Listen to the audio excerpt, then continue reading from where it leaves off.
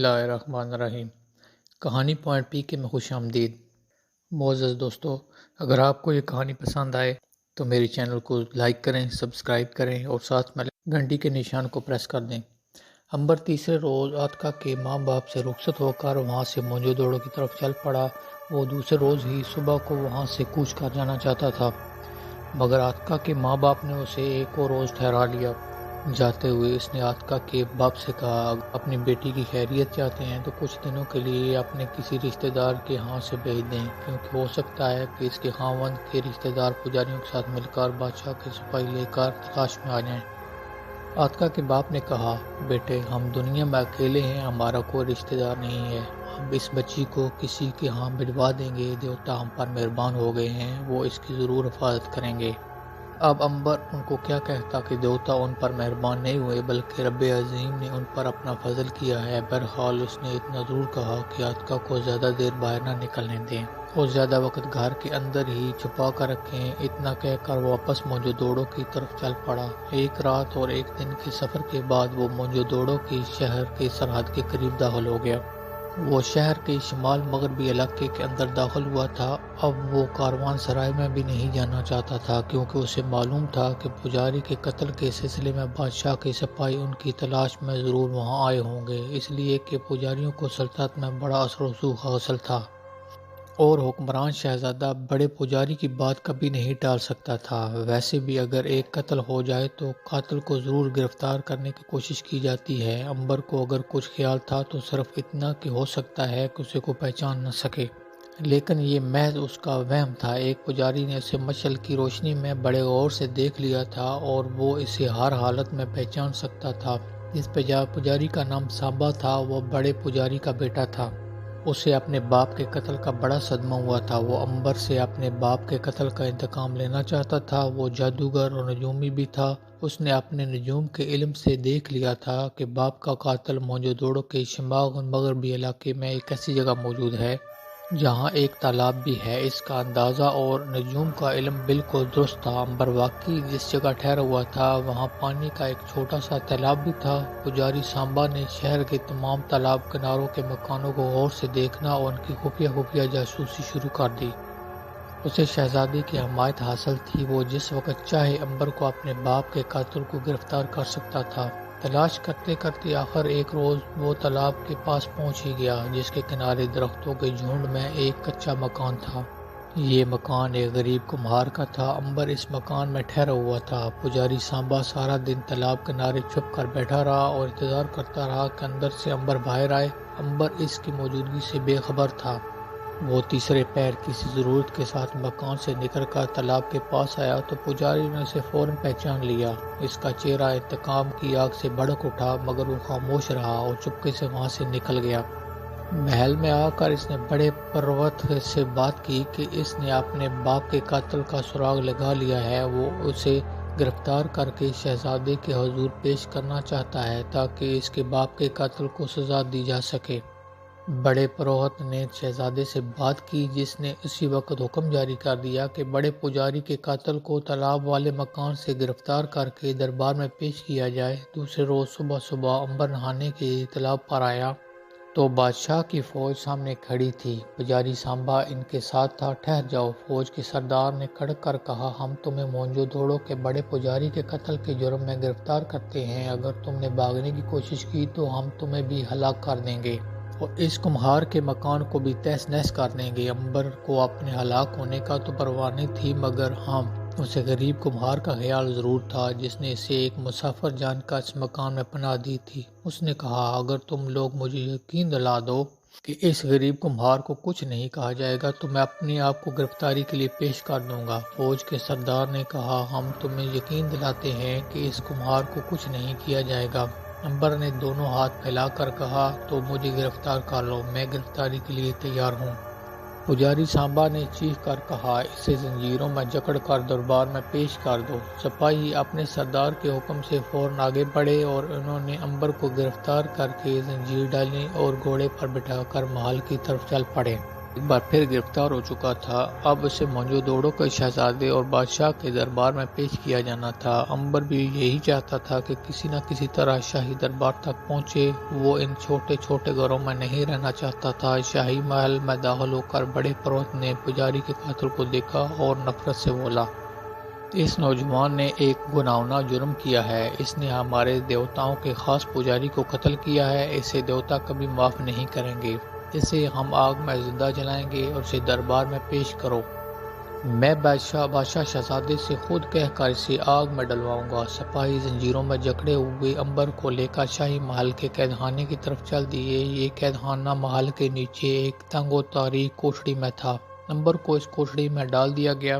امبر زمین پر بیٹھ گیا۔ اس نے اپنے خدائے واحد کا تصور کیا اور آنکھیں بند کر کے اس کی عبادت شروع کر دی۔ اس عبادت میں وہ اس قدر گم ہو گیا کہ اسے اپنے ارد گرد کی خبر نہ رہی۔ اسے بالکل محسوس نہ ہوا کہ وہ ایک ایسی جگہ قید ہے جہاں ایک پل کے لیے ٹھہرنا بھی مصیبت ہے۔ خدا سے محبت کرنے میں ایک فائدہ یہ بھی ہے کہ انسان ساری دنیا سے بے نیاز ہو کر اپنے ارادے میں پختہ ہو جاتا ہے اور بڑی طاقت، عزم اور بڑی لگن کے ساتھ جدوجہد میں مصروف ہو جاتا ہے۔ صبح امبر کو موئنجودوڑو کے بادشاہ شہزادے کے سامنے پیش کیا۔ تاجر کے رشتہ دار بھی بے خبر نہیں تھے۔ آتکا نے فرار ہو کر ان کے مردہ رشتہ دار تاجر کی روح کو تکلیف پہنچائی تھی۔ انہوں نے پجاری کے ساتھ مل کر سپاہیوں کا ایک دستہ حاصل کر لیا تھا جو آتکا کی تلاش میں راتوں رات ان کے گاؤں کی طرف روانہ ہو چکا تھا۔ جس وقت امبر موئنجودوڑو کی سرحد میں داخل ہوا تھا، موئنجودوڑو کی شاہی فوج کے سپاہی آتکا کے گاؤں میں داخل ہو چکے تھے۔ بوڑھے تاجر کے رشتہ دار ان کے ساتھ تھے۔ انہوں نے فوراً آتکا کے مکان کا محاصرہ کر لیا تھا۔ یہ لوگ مکان کے اندر داخل ہو گئے تھے۔ بوڑھے ماں باپ نے فوج کو دیکھ کر اپنی بیٹی کو نہایت بڑے ٹھنڈے تندور میں چھپا دیا، مگر یہ تندور سپاہیوں کی آنکھ سے کیسے بچ سکتا تھا؟ ایک سپاہی نے تندور کے منہ پر سے گھاس کا گٹھا اٹھا کر پڑے پھینکا اور اندر جھانک کر دیکھا۔ تندور کے اندر لڑکی آتکا چھپی بیٹھی تھی۔ باہر نکل آؤ، تم شاہی مجرم ہو، تم نے بادشاہ کے قانون اور اس کے مذہب کی توہین کی ہے۔ ہم تمہیں بادشاہ کے قانون اور لوگوں کے مذہب کے نام پر گرفتار کرنے ہیں۔ سپاہیوں نے آگے بڑھ کر آتکا کو اسی وقت گرفتار کر لیا اور اس کے ماں باپ بے ہوش ہو کر گر پڑے۔ انہیں معلوم تھا کہ اب دنیا کی کوئی طاقت ان کی بیٹی کو زندہ آگ میں جلنے سے بچا نہیں سکتی۔ لڑکی چیختی رہی، چلاتی رہی، شور مچاتی رہی، مگر اس کی فریاد کسی نے نہ سنی۔ سپاہیوں نے اسے زنجیروں سے باندھ کر اونٹ پر ڈال دیا اور واپس موئنجودوڑو کی طرف روانہ ہو گئے۔ ساری رات سارا دن مسلسل سفر کرنے کے بعد سپاہی لڑکی کو لے کر موئنجودوڑو پہنچ گئے اور اسے ایک بڑے پروت کے سامنے پیش کیا گیا، کیونکہ لڑکی نے مذہب کے خلاف جرم کیا تھا اور مذہب کی ٹھیکیداری پروت کے پاس تھی۔ بڑے پروت نے طنزیہ انداز میں مسکرایا اور آتکا کی طرف دیکھا۔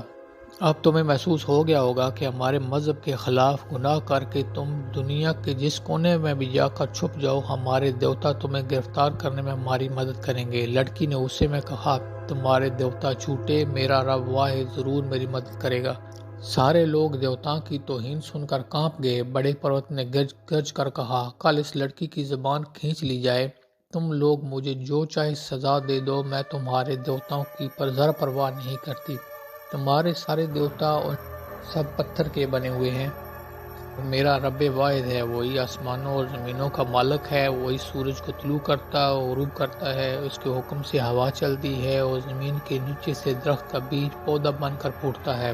چیخ کر کہا، لے جاؤ اس گستاخ کو اور قید میں ڈال دو۔ سپاہی آتکا کو گھسیٹتے ہوئے محل کے قید خانے میں لے گئے اور اسے ایک کال کوٹھڑی میں ڈالا۔ امبر کو بالکل معلوم نہیں تھا کہ جس جگہ وہ بیٹھا ہے وہ اس سے 4 کوٹھڑیاں چھوڑ کر بیچاری آتکا بھی قید ہے۔ وہ آتکا جس کی زندگی بچانے کے لیے اس نے بے پناہ جرات کا کام کیا تھا اور پجاری کو قتل کر کے اب آگ میں زندہ ڈالے جانے کا انتظار کر رہا تھا۔ ساری رات امبر نے خدا واحد کی عبادت میں گزاری۔ اسے صبح ہونے کی کوئی خبر نہ ہوئی، اس لیے کہ اس کوٹھڑی میں کوئی کھڑکی یا روشن دان نہیں تھا۔ دوسری طرف آتکا کو بھی علم نہ ہو سکا کہ صبح ہو گئی ہے۔ اسے یہ معلوم نہ ہوا کہ ان میں سے 3 کوٹھڑیاں چھوڑ کر اس کا محسن قید کے عالم میں پڑا ہے۔ امبر کی کال کوٹھڑی کا دروازہ کھلا اور 2 زرہ پوش سپاہی کلہاڑے کندھوں پر رکھے اندر داخل ہوئے، اسے اپنے ساتھ لے کر باہر نکل گئے۔ دوسری جانب لڑکی کی کال کوٹڑی میں بھی سپاہی آئے اور اسے اپنے ساتھ لے کر چلے گئے۔ موہنجو دڑو کے بادشاہ شہزادے کا دربار لگا ہوا تھا، سارے درباری قطار باندھے کھڑے تھے۔ بڑا پروت ہاتھ میں چاندی کا ڈنڈا لیے اس کے سہارے کھڑا تھا۔ اس کے سر کے بال مونڈے ہوئے تھے اور کھوپڑی پر کا تیل چمک رہا تھا۔ شہزادہ ابھی تک نہیں آیا تھا۔ دربار میں سناٹا طاری تھا۔ تخت کے پاس ایک سبز نیلے پروں والا مور اپنے پنکھ پھیلائے رقص کر رہا تھا۔ شہزادے کے موروں سے بہت پیار تھا۔ وہ ایک مور ہر وقت دربار میں اپنے پاس رکھتا تھا۔ اتنے میں دربار ڈھول تاشوں اور تفریحوں کی آواز سے گونج اٹھا۔ دو دربان بلند آواز میں کہا، شہزادہ سلامت تشریف لا رہے ہیں۔ نگائے روبرو، گردن خم، آواز خم، شہزادہ جو ششم دیوتاؤں کے پاسبان تشریف لا رہے ہیں۔ شہزادہ اپنی خالہ ملکہ کے ساتھ رزق برق لباس میں ملبوس، انتہائی قیمتی ہیرے جواہرات کا تاج سر پر رکھے دربار میں نمودار ہوا۔ سارے درباری جھک گئے اور شہزادہ تخت پر آ کر اپنی خالہ ملکہ کے برابر بیٹھ گیا۔ دربار پر ابھی تک سناٹا طاری تھا۔ بڑے پروت نے آگے بڑھ کر سر جھکایا اور کہا، حضور پر نور کی خدمت میں بڑے پجاری کے قاتل اور دیوتاؤں کی توہین کرنے والی لڑکی کو پیش کرنے کی اجازت طلب کرتا ہوں۔ شہزادے نے ہاتھ کے اشارے سے حکم دیا، اجازت ہے۔ بڑے پروت نے اپنا چاندی کا ڈنڈا زمین پر مارا۔ فوراً ایک دروازہ کھلا اور زنجیروں میں جکڑے ہوئے عنبر کو دربار میں لا کر کھڑا کر دیا گیا۔ دوسرے پروت میں دوسری بار چاندی کے ڈنڈے کو زمین پر ٹکرایا۔ دوسرا دروازہ کھلا اور زنجیروں میں جکڑی ہوئی عاتکہ اندر داخل ہوئی۔ عنبر اس لڑکی اور لڑکے کو دیکھ کر حیران رہ گیا۔ اس کے وہم و گمان میں نہیں تھا کہ اس حالت میں وہاں ملیں گے۔ عنبر کا خیال تھا کہ وہ اکیلا ہے اور عاتکہ کا خیال تھا کہ وہ اکیلی ہے۔ دربار میں ایک دوسرے سے بات نہ کر سکتے تھے۔ انہوں نے آنکھوں میں آنکھوں سے ایک دوسرے کو دیکھا اور بے کسی و مجبوری کی حالت میں سر جھکا لیے۔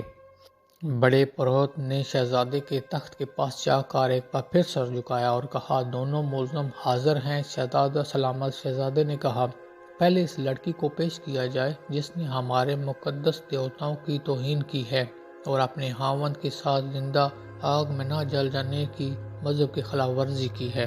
بڑے پروت نے دربار کی طرف دیکھ کر کہا، لڑکی کو پیش کیا جائے۔ فوراً دو سپاہی عاتکہ کو لے کر آگے بڑھے اور اسے تخت کے سامنے کھڑا کر کے واپس اپنی جگہوں پر چلے گئے۔